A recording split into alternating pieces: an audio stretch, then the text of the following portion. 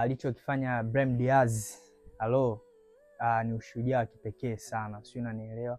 Tunajua kwamba AFCON imeisha na final ya AFCON ilikuwa ni Morocco pamoja na Senegal. Unajua watu wengi walijua kwamba Morocco ndo atachukua ubingwa kwa sababu Morocco ndo tunajua kwamba alikuwa ndo mwenyeji wa michuano ile, sio, unanielewa?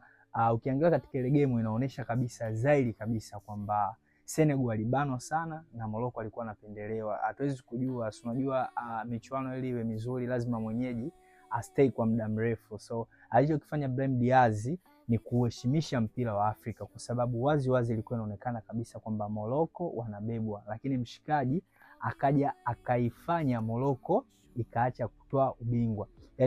Yani shoti kibinadamu.